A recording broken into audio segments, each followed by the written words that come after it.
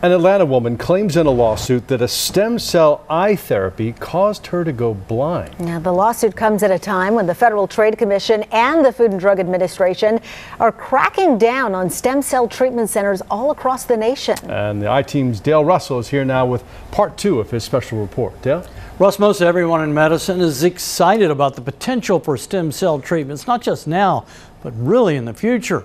But questions have been raised by one woman about the dangers of stem cell therapy for the eyes. This is Doris Tyler, and she is from Florida. She is here with us today for macular degeneration. Doris Tyler went into stem cell eye therapy with high hopes. I had macular degeneration, and I could still see, although blurry. After reading California Dr. Mark Berman's book, The Stem Cell Revolution, she thought she'd found the cure. Dr. Berman runs the Cell Surgical Network with affiliated physicians all across the country. Doris Tyler picked the closest doctor to her Florida home, Peachtree City Dr. Jamie Walraven, seen here on her Stem Cell Center of Georgia webpage.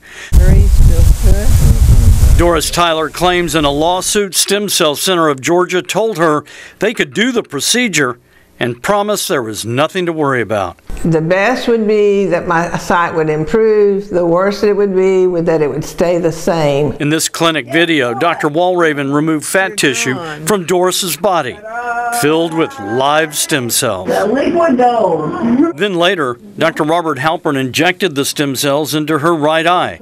The next day, the left eye. That is a big lemon. Ms. Tyler says she developed a detached retina in both eyes. Within 3 weeks, she was blind in one eye. 2 months later, blind in the other.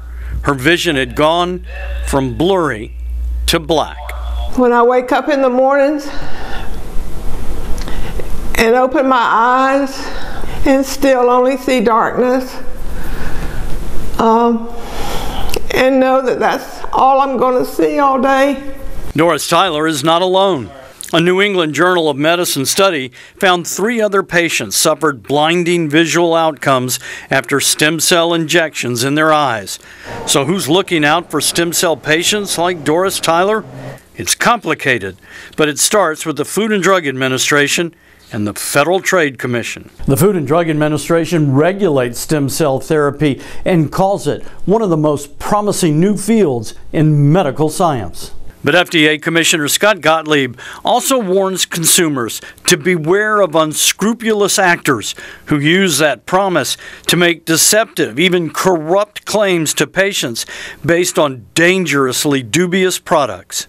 Recently, the FDA filed a federal lawsuit against Dr. Mark Berman's Cell Surgical Network, seeking to stop his clinics from experimenting on patients with adulterated and misbranded drugs.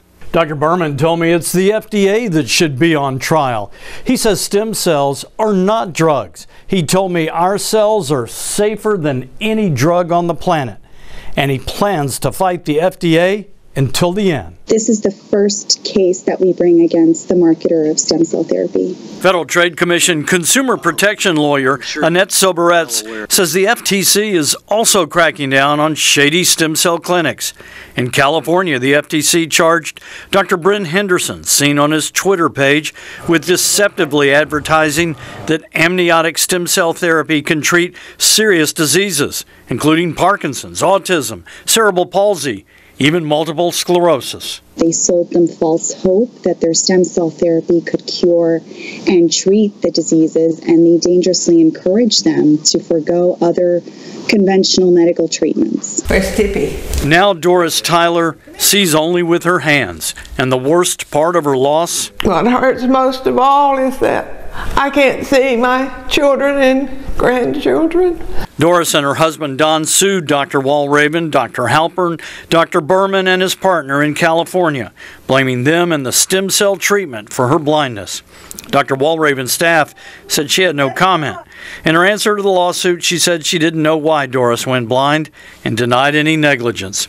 On the phone, Dr. Berman told me he also doesn't know the cause of her blindness and claims his network has done successful eye treatments in the past. He said blindness is a known risk from eye injections. Dr. Halpern filed a motion to dismiss much of the lawsuit. Doris Tyler hopes her lawsuit will send a message to others who may venture into the world of stem cell promises. This seemed to be the only way we could get the word out to the general population, that if somebody heard about the suit, that they would think twice before going through with a treatment like this.